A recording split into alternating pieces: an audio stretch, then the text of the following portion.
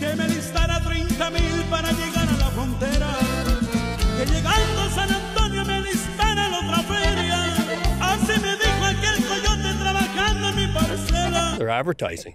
What's that tell you? And you start advertising, you're going to get more customers. Anytime that you have something like that going on, the underworld or whatever you want to call it, they're making money on it. They broke the border.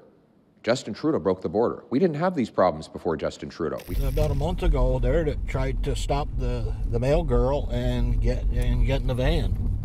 And another rumor was up in Moores, there was some there that tried to get on a school bus. The last year has been terrible. It's just you can't move. They're hid all over the place, and they're leaving clothes and empty bottles. But in the past three and a half years, it's all changed so much. Since Biden? Yeah, it's changed so much since him.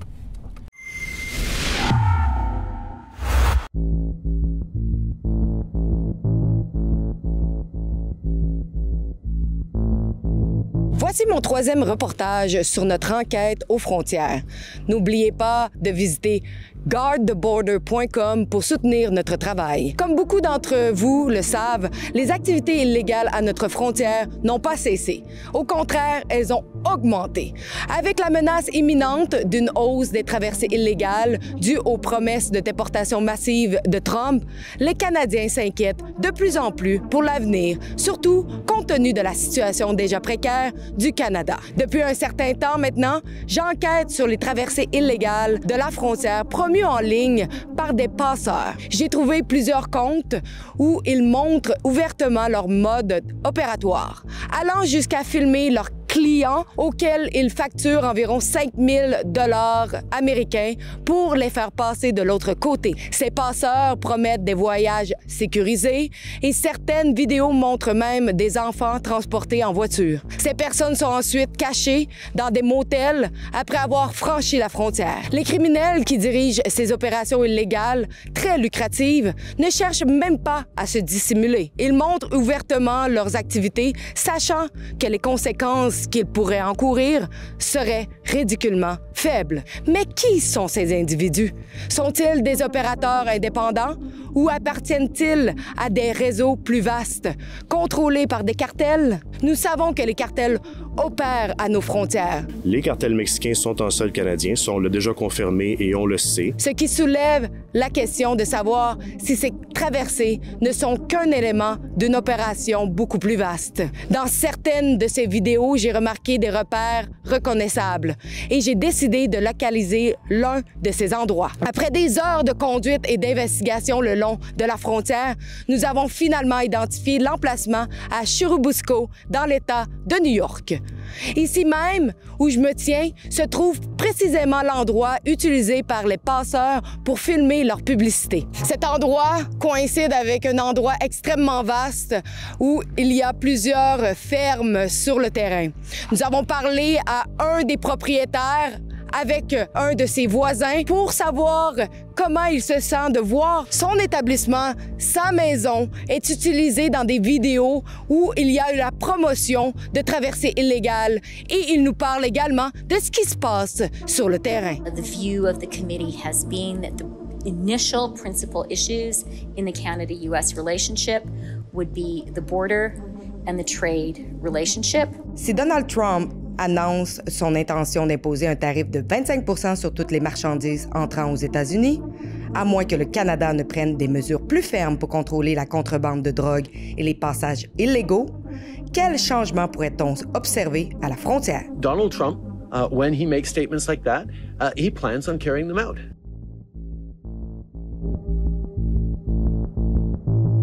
So I investigate online and your house and your property showed up in multiple video where they are promoting crossing the people illegally. I want to have your thought on that, on the fact that your property is now advertised online. I'd like somebody to do something about it, you know, our government or yours, or it's just too many. You know, you're tripping over these people coming across, and there's going to be more deaths from the weather, the climate. I mean, when they start bringing babies and stuff and not picking them up is the worst part. They don't get the ride, or the riders, the guy gets scared or something, don't pick them up. They come across so many of them. Last year, right in the hay, he went in and took a bale of hay out, and they were burrowed in between the bales in the middle of the winter to stay warm. I mean, they come jumping out of this.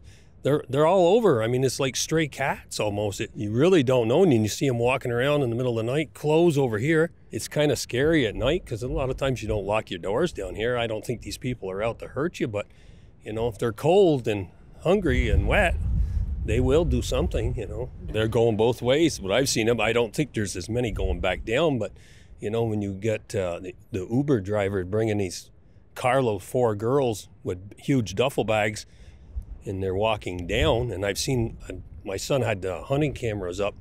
There's a lot of them. You'll see them walking down with big duffel bags. Mm-hmm. You know, the long ones over their shoulder. So what they're bringing down, I have no idea. Even when I was even a kid, you'd see some once in a while, great while, you know. In the last 2 years, the last year, really bad. A lot of them are pregnant coming across. You can tell, and babies, and it's picked up. Like I said, the last year has been terrible. It's just you can't move. They're hid all over the place, and they're leaving clothes and empty bottles, and they've stopped here before. And you talk to them, the guy, well, I'm checking something, you know, on the car.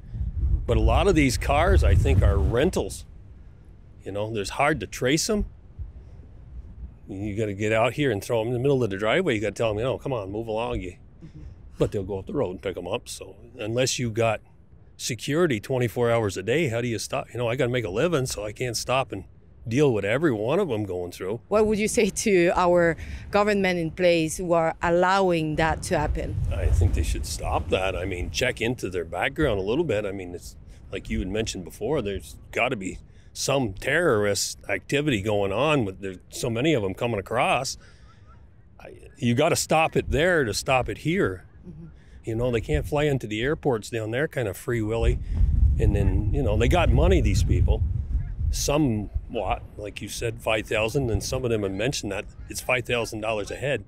Somebody's getting, you know, the cartel or whoever it is. But best way to stop it is get your government to put a stop to it.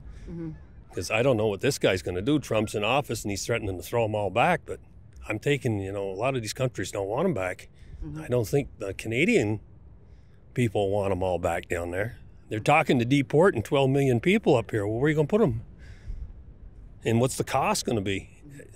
Do you think Canadians should be really concerned? I think so. I think there's a lot of activity, especially with that activity going back down. You know, what they're taking back down. A lot of these coming up that you see, I think, are just, you know, families, but the ones going back down, that could be an issue. Do you think in both sides we have enough resources to try to stop what is going on? I'd say if they narrowed in on it and paid attention to it, you know, there's money there. The government always tell you they don't have money, but there's money. Obviously, they're running the place, but they should be a little more concerned with that, I'd say. You can't let everybody in like that in mass without doing some kind of a background check on them. Yeah.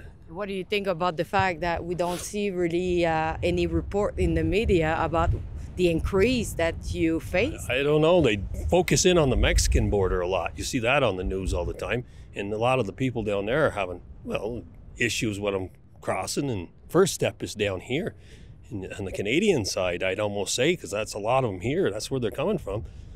Because they claim a lot of them are coming out of Toronto, Montreal.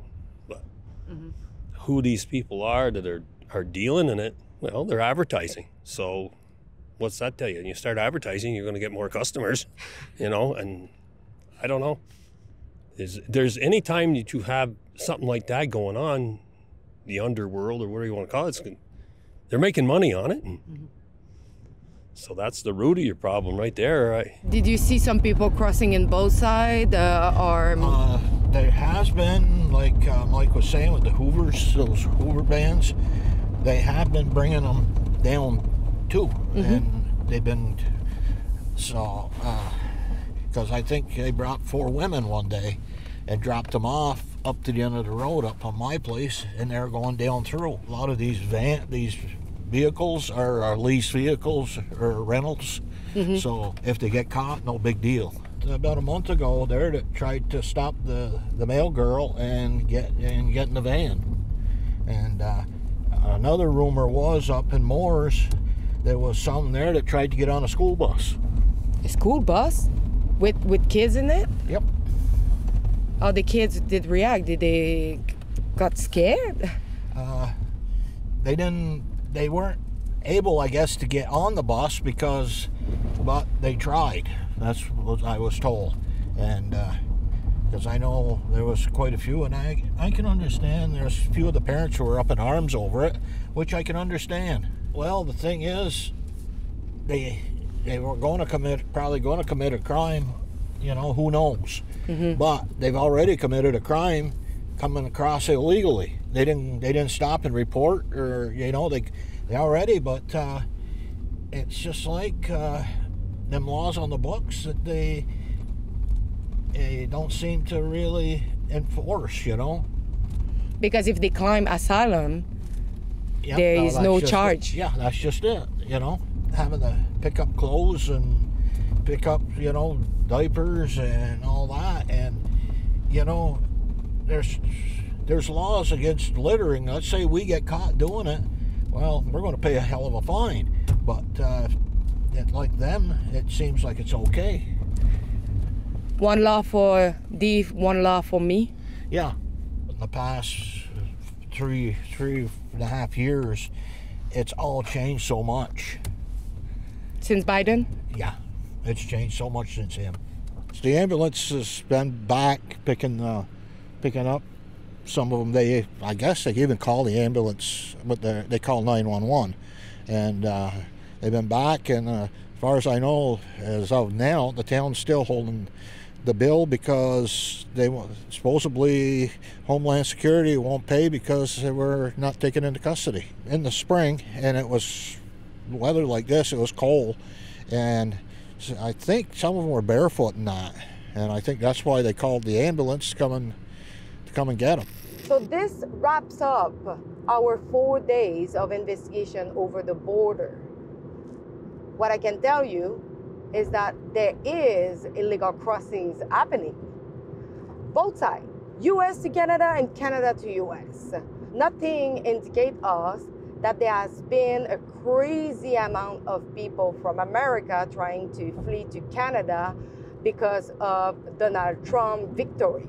During my time on the ground, I tried to reach out to the Border Patrol, the RCMP, the sheriff, and so far, nobody reached out to me, but I will let you know as soon as I get more information from them. We will keep you updated of the situation because we will keep following this for the next few weeks to come until probably after January 6th when the inauguration of Donald Trump will take place. N'oubliez pas de vous rendre sur guardtheborder.com. Sur ce site web, vous pouvez voir nos reportages, vous pouvez également soutenir notre journalisme et je vous demande si vous pouvez partager ces vidéos et faire en sorte que nous controns l'algorithme et la censure. Donc, guardtheborder.com et merci en avance de nous supporter.